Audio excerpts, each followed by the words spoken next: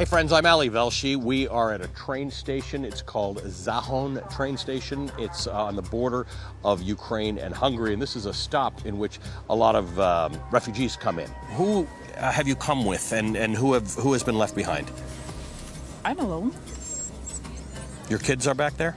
My kids, they are still there. What is their plan? Well, they will join me later. Okay. We've been doing our shows from here all week, and I will say, it's not the easiest place to do a show from. It's got trains and lots of people and announcements on a regular basis. And that's why we have Mark Roberts, who is our sound engineer. What's interesting and challenging about doing this kind of thing, shows for hours and hours in an environment where the noise just changes all the time? Yeah, it's definitely a challenging environment here, Ali, because I'm also having to kind of ride the levels of your voice against the background noise. And also just generally around here, we kind of have to watch out for things like radio frequencies. There's a whole bunch of stuff which might be happening here which we don't know about. And so I have to kind of monitor your audio, and also you're also listening to the sound coming back from the studio. So I have to make sure that all of that is sort of clear, that you can hear what's going on despite a cacophony of sounds. This is David Douglas. He is our field producer, which sort of makes him the boss of the operation, or the boss of me at least, because he's got to deal with a lot of our editorial stuff, and he's also got to make sure the technical stuff is working and that the shows feel good about it. What stands out to you? What's been the most challenging and interesting?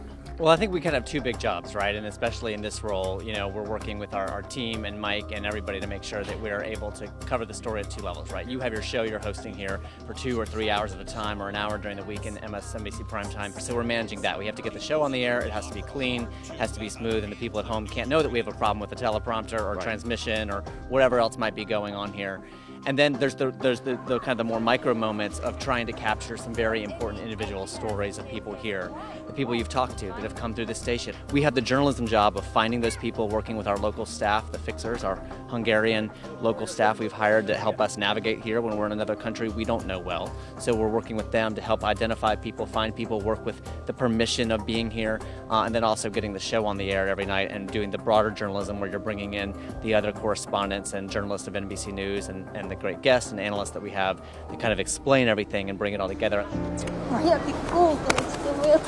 This is a crushing human tragedy, and we got to try and approach it with as much as respect and compassion as we possibly can.